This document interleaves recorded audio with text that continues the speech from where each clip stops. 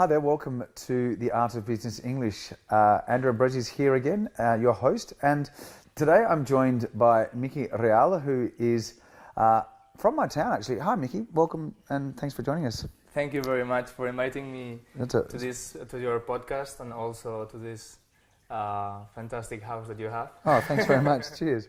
So basically, just to let everyone know what's going on here, Miki works for a local TV station. And he has a show. What's your show, Miki?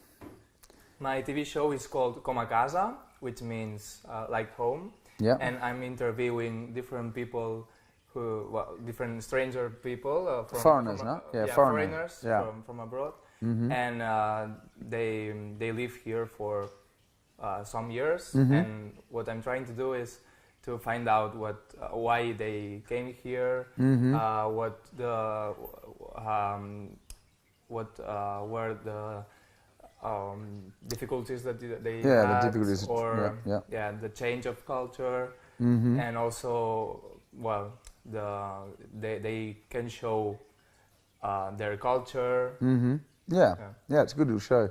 So basically, I've been chosen by Miki. Mm-hmm. I'm helping him out because I am the only Australian in Manresa. So, are you?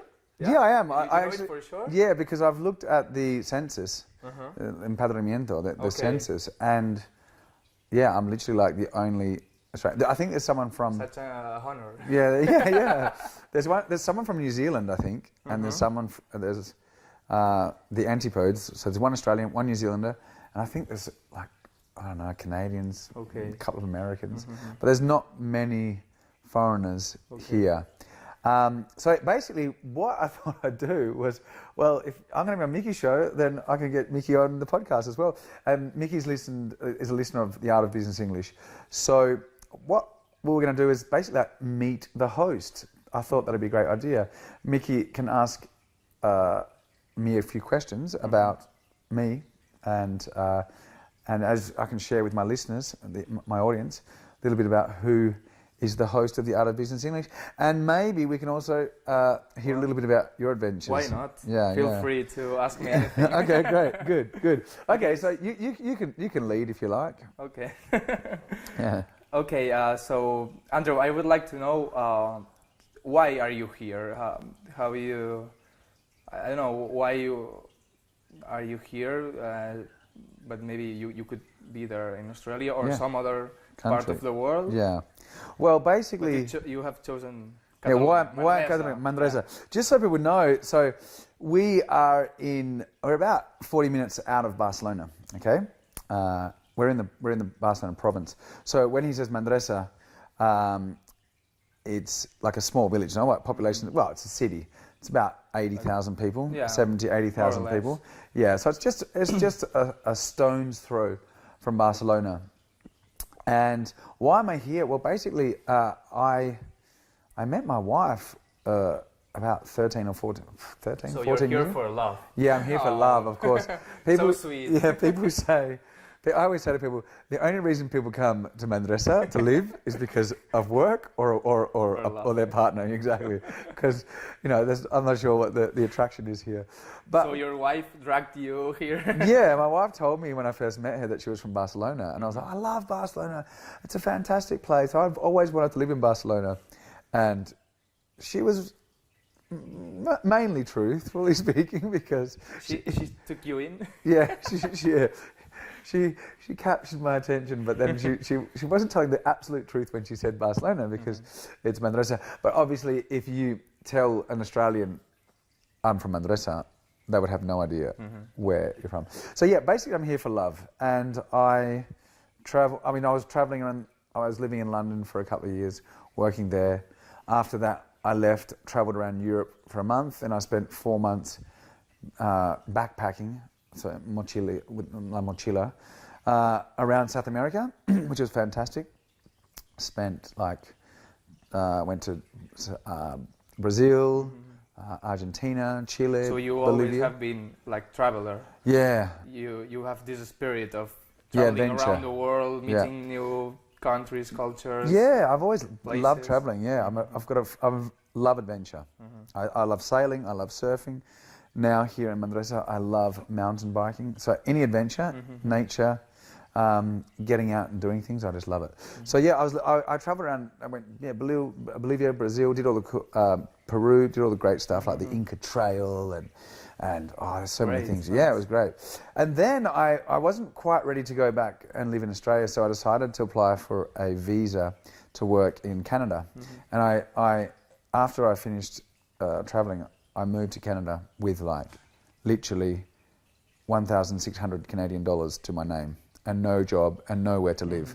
And I arrived in Vancouver with a visa, and that was it, and the money in my back pocket. And luckily I found a really great place to live straight away. Well, within a week. It was a bit, the first week was really tough because I was literally lost. I was in Vancouver.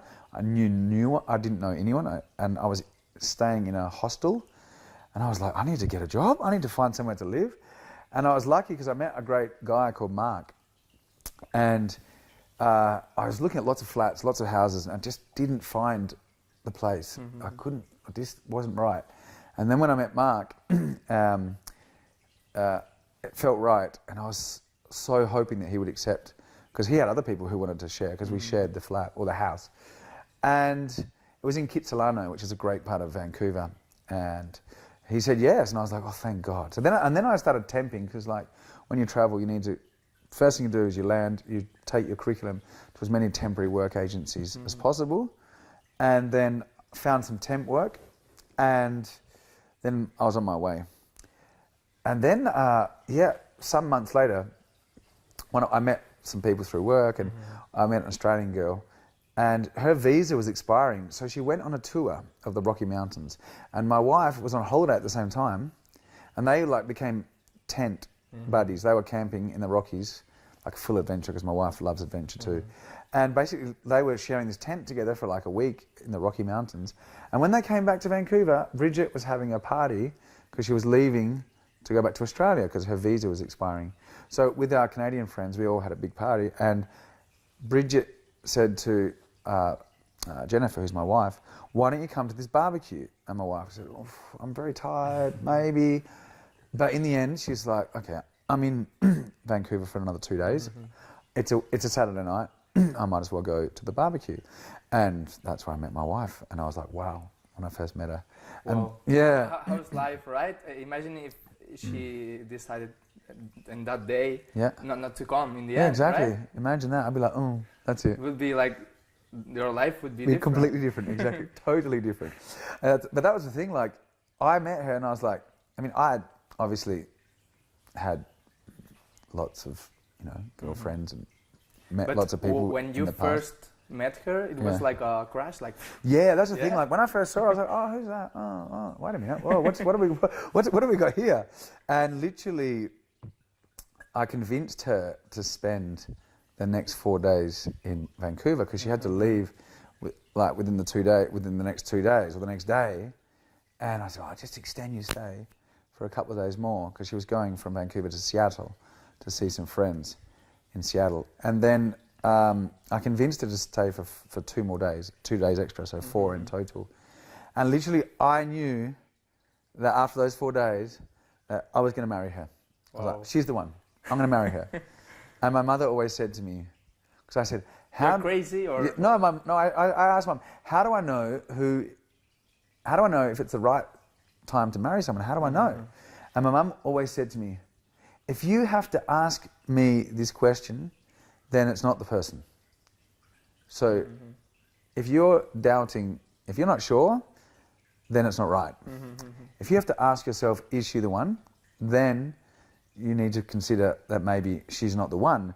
Because if she is the one, or he, if you're a girl, then there shouldn't be any doubt in your mind. It should be like, yes, I'm decided. So basically, I just made my mind up. And then people, said I was crazy, because my roommate was like, dude, you've known this girl for 4 days and you live in Vancouver, you're from Australia, and she lives in Barcelona. So how is this going to work? And it sounds like a movie. Yeah, it is. It's like it is like a movie, like a romantic movie. Yeah, it's like one of the last great love stories. And literally, so she went back to Spain, and I stayed in Vancouver, and then I kept on harassing her, like, hi, calling, Skype. And she said, oh, this guy's nice. Maybe he is serious. And then she said, well, why don't you come to Spain for Christmas? Because when I met her, it was in summer, so it was in August, end of August. And she said, why don't you come to Spain, to Manresa, for Christmas? And I was like, okay. So I flew out, came here for Christmas. And even then, she was still like, well, I like you, but I'm not sure if you're the one. I was like, okay, I'll have to try harder then. And then she said, why don't we travel? When she realized that I was serious, she said, why don't we travel together next summer? I was like, yeah, of course, no problem. Wherever you want to go. And my visa expired in May, and she wanted to travel in July. So I was like, ooh, what am I going to do? So I literally had to convince my boss to sponsor me. Sponsoring is when, like, because if you want to live in a country and work in a country, you either have to have a valid visa, so you need to have a valid work permit, so like a company can sponsor you. But the thing is, sponsoring someone, normally the rules are quite strict. You have to do a job that's very special that no one else in Canada can do. But here's the trick. I convinced my boss to sponsor me, even though I knew that the Canadian government would reject my application because my job wasn't specialised enough. But you're legally allowed to stay in the country while they're processing your application. So even though my visa expired in May and I had to go back to Australia, I put it in the application, which took some months to process. So while I was processing my visa, I was able to stay and wait until July, because we flew. She wanted to go to India, so I said, okay, we're going to India. So then, but obviously before that we met again. She came to New York for Easter, so I saw her then. But it was like very long distance relationship, 3 months, 4 months apart. Lots of phone calls, lots of Skype. It looks like that you have everything so well planned, right? Or it was so tricky with all these papers, all these legal. Well, I think it's about understanding how things work, really. Yeah, I mean, the paperwork, it's just filling out paperwork, but you need to know the system. You need to understand how things work. When you are Australian, I mean, people think, but you can't you work anywhere? Especially Europeans, they don't understand that because Europeans have a European passport, so they can live in Belgium or Holland or London or England, or they can live and work anywhere with no problem because of the European Union. Whereas Australians and many other countries, or Americans are the same, you've got permission as a tourist to go there for 3 months. But after that, you need a valid visa if you want to work. You can't work. You can't just arrive in countries and work. It's against the law. So you need to do things properly. You have to understand how it works. So then, but and if something's right, if something is good and right, the energy, the forces of nature, the world, they conspire to help you. So things just happen. The good things happen. Sometimes people are like, I'm really trying hard and it's not working. Well, it's like, well, then let it go and try something else, because the forces of nature are not with you on this one. So it's not working for you. Just try something different. But on the other hand, when things work, it's for a reason. The energy, you create your own energy. You create your own destiny in some ways by doing this and doing that. If you just sit in the same place doing nothing, your destiny is very limited. But when you're traveling and when you're alone as well, if you're traveling alone, your opportunity spectrum is so wide. Many things can happen. Anything can happen. You can meet so many people, and opportunities goes. But if you just have the same friends, the same job, living in the same place, your opportunity spectrum is like this. So you can create lots of opportunities for yourself. Things can fall into place and work for you. And I was lucky that things fell into place and worked for me. And so here I am 12 years later, living in Manresa. Well, what I can tell for sure is that you made a lot of effort to keep going on your future wife. Right? Yeah, that's the thing. You really wanted to be with her. Exactly. And you tried to do a lot of things to meet her, or to make it happen. To keep in touch with her, Skyping or texting. Yeah, lots calling. of lots of romantic emails and love letters. No, it's really nice. And I've still got all the emails that I ever sent her. Yeah, it's amazing. You look back and you read them, it's like, wow. It's like the way you speak to... You could gather them all and then make an album or something. Yeah, that's a good idea, actually. That's a good present that's a good present for an anniversary, yeah. Hopefully she's not listening. Yeah, hopefully not, yeah. And she doesn't want to listen. Don't watch this episode. Cut. Yeah, cut. So yeah, I mean, I've got all those emails. It's really nice. I've got them all saved. So yeah, that's how I arrived in Spain and how I got here. And when you first came here, how you felt here? Tell me, how were your first days here in another country, another culture? Yeah. Okay. So basically, people were speaking other languages. Yeah. Catalan Spanish. Yeah, that's the thing. I mean, the thing is, I've realised now that many people, I think differently in many ways, because for some reason, I never consider the negative. Like, no, everything will be perfectly fine. I'll just go and do that. And I think that's one of my great strong points or great things about my character, because... Is that you're positive? Yeah, and I'm willing to do things, and I don't even consider, or I'm not scared of of what could possibly go wrong. Sometimes I don't even think of that, which means that I'm willing and able to do a lot of things that maybe other people will be like, oh, I can't do that. Oh no, what if this happened? What if that happened? And I think that limits a lot of people. But I've had to learn to be a bit more predict things that could go wrong more, because sometimes I'm just like, yeah, that'll be fine. Blind, maybe it's just called blind optimism. Blind optimism. So yeah, I mean, I did come here. I didn't speak any Spanish, and I tried to take some lessons when I was in Australia before I came here, but it's really difficult. And I felt a little bit like, oh, what am I doing here now? Oh, okay. Because, my wife had her life, she was working, and I just had to arrive. But I was lucky because my wife comes from a family who have always travelled, they've always sent their daughters abroad. They're very open-minded. And the first thing my wife did was like register me out of school in Barcelona, at a language school to learn Spanish. And so every day I was going to Barcelona, I was catching a train, and the train is terrible here. Yeah. So slow, it's like an hour. 1 hour and a half. Yeah, 1 hour and a half. I know, 1 hour and a half to do like and 100 stops. Oh no, 100 stops. It was so bad. Have to leave at like 5 o'clock in the morning to get to class by 9. Yeah, it's ridiculous. But so I mean, I was occupied for the first 3 months going into Barcelona every day. Barcelona, Barcelona is magical, so I was like always there. Met lots of people at the school, so that was good.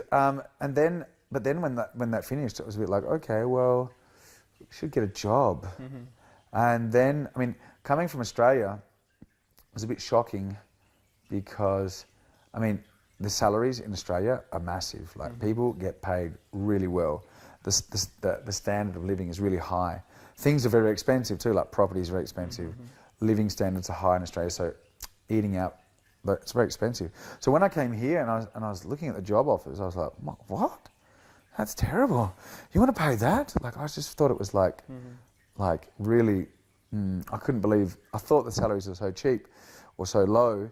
But then again, you need to compare that the standard of living. I mean, the cost of living is lower here as well. Like, you can go out and have restaurants like 12 euros for a menu del dia. I'm like, 12 euros? Really? How is that possible? So, coming from Australia, it's impossible to have lunch, sat down. In Australia, they get more money, but costs are... Yeah, it's much more expensive to live there. Yeah, I mean, and all the good things in life, like alcohol is heavily taxed. So, a pint of beer, it's like $10 or $12. Whoa. Yeah. Packet of cigarettes, that's $30. One packet of cigarettes is $30. Oh, damn it. As of recording now. And we're recording in February of 2019, and every year it just gets more and more expensive. Yeah, it's crazy expensive. And property is mega expensive too. Because, Australia's like really expansive, here, the cities, you've got 2 million people in Barcelona, but Barcelona's a small city. Like the area is small because everyone's living on top of each other. But in Australia, everyone wants their house. So if you want to live near the centre of the city and have a nice house, it's going to cost you like upward of $1 million easily. Wow. I know. So if you said to someone here, you want to buy a flat upwards of $1 million? What? That's insane. Yeah, no, that's insane. Yeah, so I mean, it's, you know, everything's comparable. Yeah. So when I first got here, I was a bit like, oh, I don't know, what job am I going to do, blah, blah. And then at the same time, I mean, my wife and her mother at the time, her mother's retired now, they have a language school. So one of the employees who was responsible for teaching the adults, he left. So of course, so then they Andrew, can you come and help? Just for a couple. So your opportunity there, like. Well, wow. I was just like, they said we're going to look for, we're going to hire someone else. And I was like, oh no, it's all right. I'll help for a couple of months. You don't need to do that. Yeah, I'll help for a couple of months, and the rest is history. And then I've just been working, teaching there for the past like 12 years. Wow. Yeah, and that's. I've done a lot of things. I mean, I've got a politics degree. I've got a diploma in business studies from a business school in Barcelona, and I've worked in many different areas. I've worked in Parliament. I've worked on project management. I've worked in a venture capitalist company listed on the Toronto Venture Stock Exchange. That was quite an interesting experience when I was in Canada. Another story.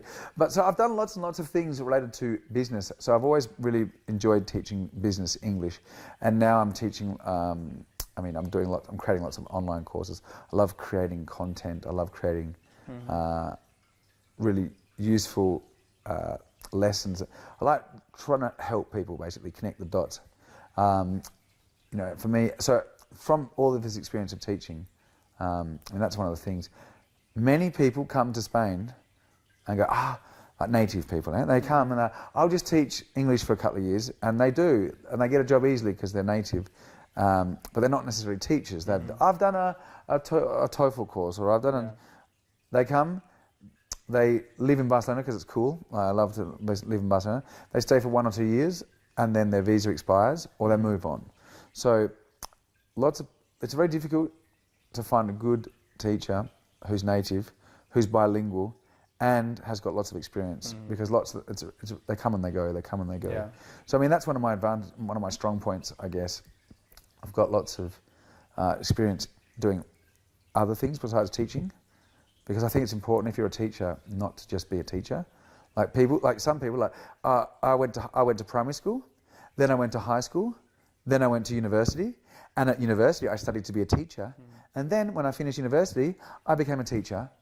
And I'm just like, well, what's the point? I know, what have you got to offer a student? Yeah. Like, I think that this education system is fundamentally broken in many ways, because you should learn from people who have done things and can teach you from their experience. I mean, what can a teacher teach you who's never done anything except go to school?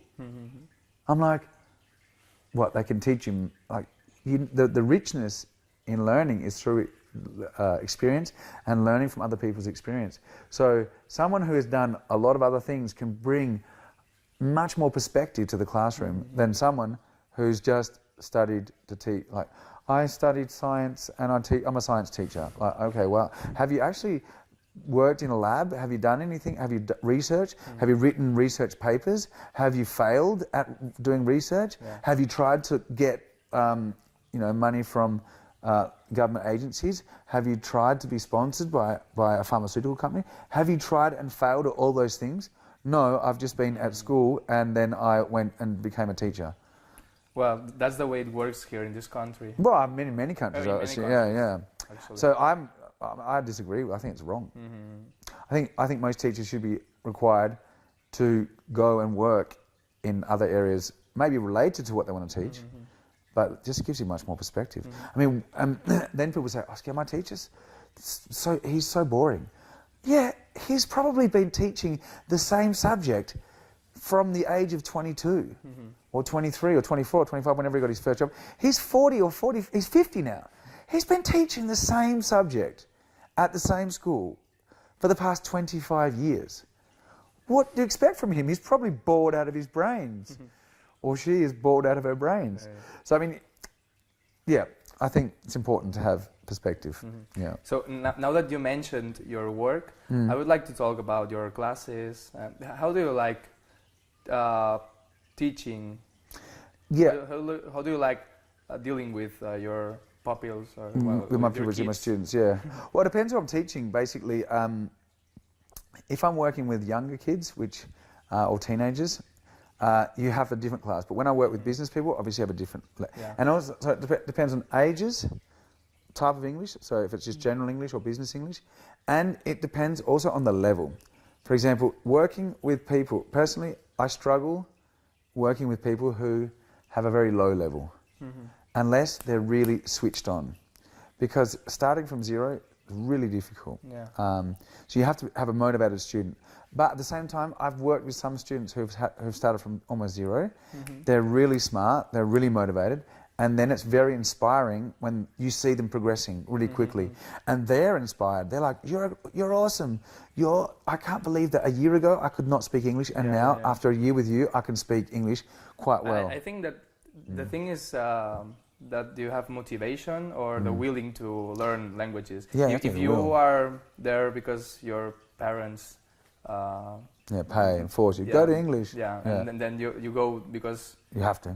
You have to. Yeah. Then I think it's much harder to learn languages or maybe other things. Yeah.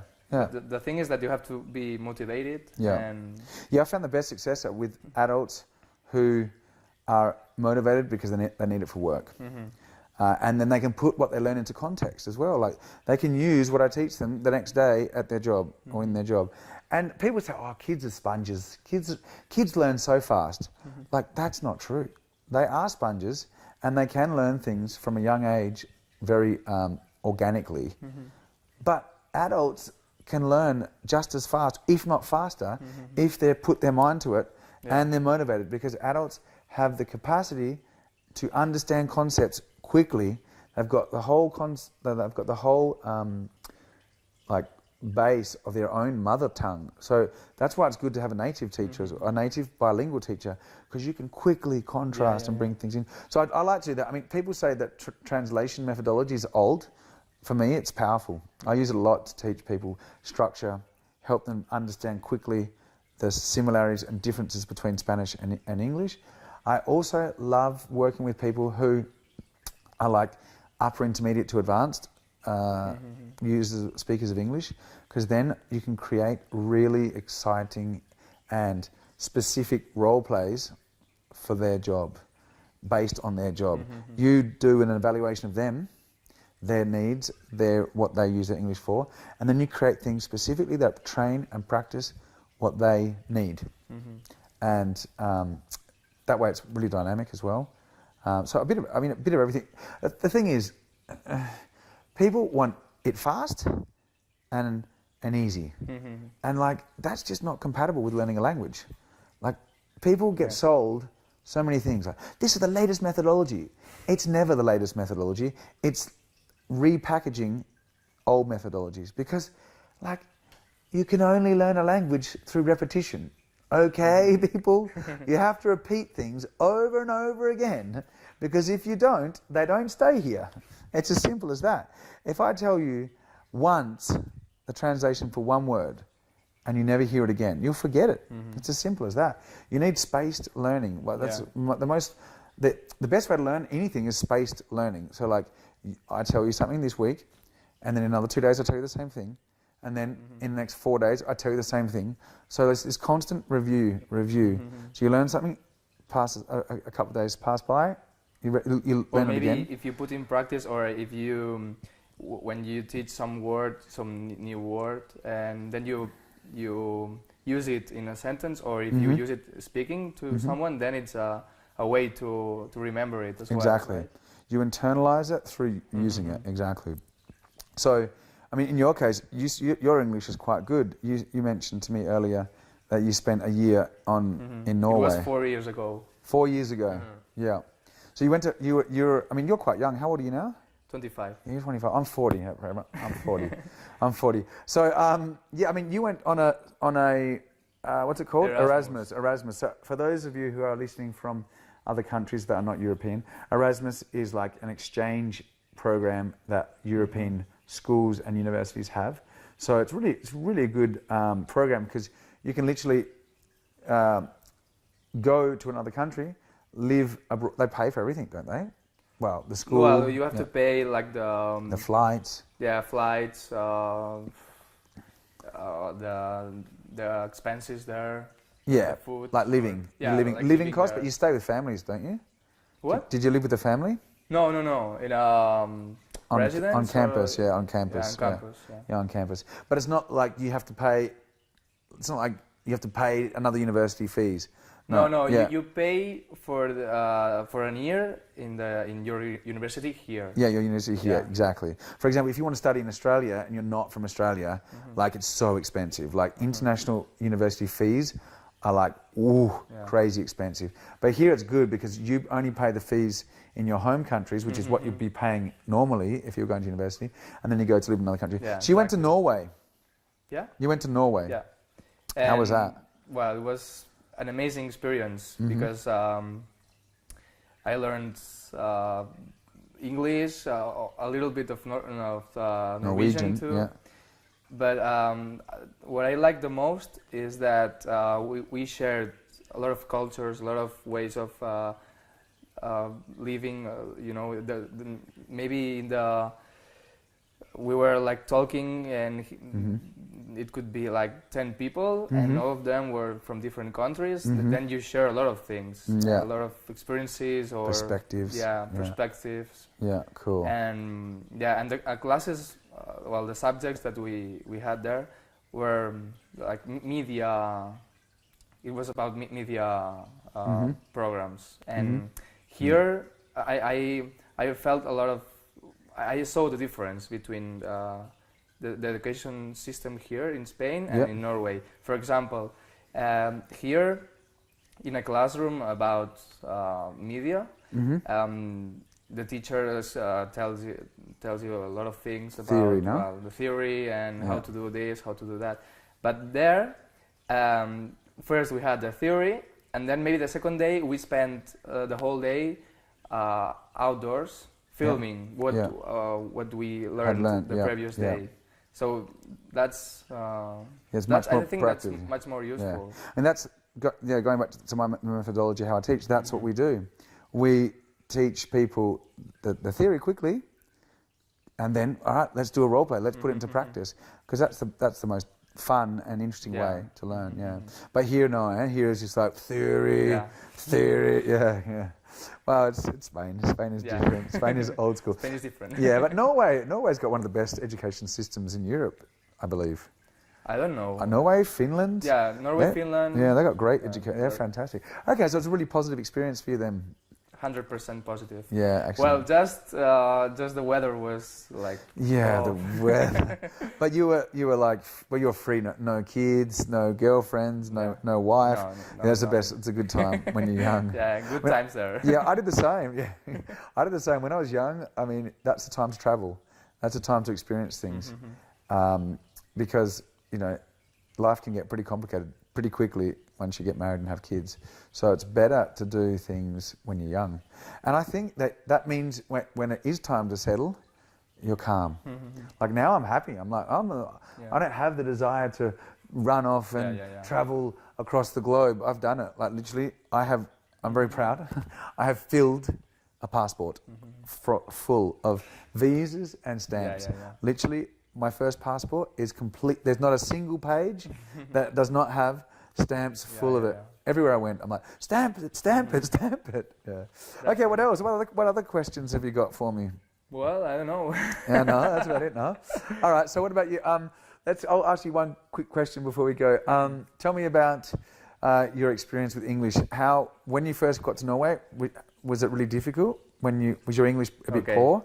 Well, first I want to tell you when I was kid. When I was like 10, I used to go to English classes, but I was not motivated. It's like what we were talking about before, and I think if you're not motivated, it's much harder to learn it, and that's what happened to me. Yeah. And yeah, I learned some English, but not what I needed to. Then when I grew up, then I realized that I needed something, because I started traveling around to Europe, and I saw the need to speak. How old were you then? How old were you when you realized? 16, 17, yeah, 16, 17. And then when I went to university, I really wanted to do this Erasmus program, to go somewhere else, to spend at least half a year. Yeah. And because I always liked traveling. Yeah, adventure. Adventure. Like me. I'm an adventurous guy. Yeah, me too. Yeah. And then I saw that I needed the first. So we did have an episode on the first certificate. First certificate is an exam by Cambridge, which is internationally recognised, and it's a B2 level, so it's an upper intermediate level. There is an episode on the Art of Business English about the first certificate, and I can't remember the number. Check it out. Yeah, check it out. Yeah. So you had to get the first. So how did you get the first? Yeah, I needed it because to go to Erasmus, it depends on which country you need it. Yeah. And then it was when I realized, okay, I have to get it. How long did it take you to get it? Half a year, more or less. That's pretty good, eh? So literally, you went to a language school, stopped around 10, and then just did the English from school, from high school. Yeah. Which is not great. No. It's pretty good, eh? See the motivation. As an adult, you can learn something if you really want to quickly. The challenge that many people have is like if they stop doing English when they're young, many people, it's too late. By the time they're 18, 19, they know they need English, but they don't have the motivation, they don't have the self-discipline, and then they're incredibly frustrated, like, I need... So you got the first in 6 months. Yeah, I got the first, then I went to Norway, and the first 2 months, it was pretty difficult. Yeah.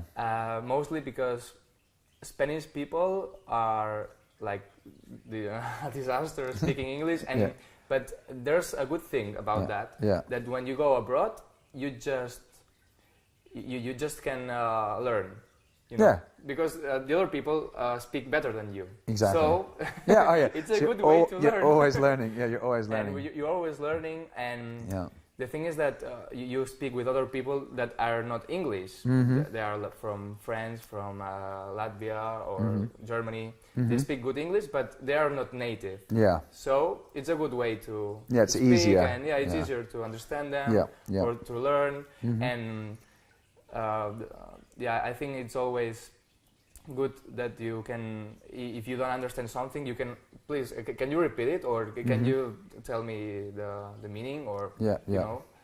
So proactive. Yeah, it's like step by step, and okay. And the Norwegian culture was fine. People are open and friendly. Well, they are really kind, but they are not as open as we are here, for example. Okay. Yeah. For them, it takes more than some weeks to get confidence with you and to speak more close.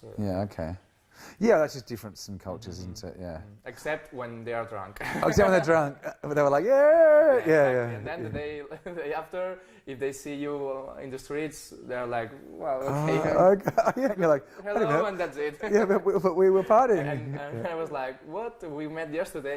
Now you say hello and that's it. That's it. Okay. That's their culture. Yeah, it's cultural things. I mean, we're all bound by culture. Okay. No, but they're really polite, and they can help you whatever you need. The teachers as well were so asking you whatever. Lots if you need anything. Good. Okay, fantastic. Well, any last questions before we wrap things up? I don't know. How do you feel here right now? Here, right now on the couch, I'm comfortable. I'm in my house. With your dog? Yeah, I got my little dog. She's the newest member. Yeah, Princess. She's the newest member of the family. I said no to the dog, but you can see what happens when you live in a house with girls, and the mother says yes. She has the same color as your couch. Yeah, yeah, she does. She's perfect. Thank God. Yeah, yeah. No, I'm good. 40. When you hit 40, fitness, health, looking after yourself. You have everything. Work life, work life balance. That's where I'm. That's where I'm going now. So yeah, it's a good time. I think I feel better. Better at 40 than I did maybe at 30. I don't know. It's good. Yeah, it's good. That's great. Yeah, I mean, when you're young, you just party hard and you're drinking, hey, and then maybe you don't do as much sport. You party a lot, and that's what you do when you're young. But now you look after yourself. Well, then you get married, you get kids, and but when you get married, you are more calm, and then you see your life in another perspective. Yeah, you see it, but calm, no. No, calm. Life with kids is not calm. It's crazy. But I don't have kids, so I don't know. Yeah, you will. You'll get there. Yeah. No, the thing is, what typically happens is you get married. You're very beautiful, and look, and then you have kids, and then you get fat, because you're tired. You eat. You can't do anything because the kids are just babies, and it's very difficult to find the time to do sport. And then when they grow up a bit, then you transition. And you start getting healthy again, you lose weight, put yourself back into... But there's a definite period from like zero, from when the kids are like born to about 2 or 3 where, it's a crazy time. But yeah, no, happy times, good life, love what I'm doing, love helping people and building my little life with my wife and kids and around. Yeah, so good times. Well, thank you very much for joining me on the Art of Business English, and I hope I've been... Thank you for inviting me to your podcast, and it's been a pleasure to be here. Yeah, appreciate it, and thanks for inviting me on your show, Como Casa. It's been a pleasure helping you put together that, and we'll put it... will be uploaded on YouTube. Yeah, we'll put that on YouTube as well. Around April, Okay, fantastic. People will get more of an insight into your host, Andrew. Yeah. All right, cheers, Miki. Take care, buddy. Thank you very much. And bye, everyone. Have a great week, and we'll see you all next week on the Art of Business English. Bye for now.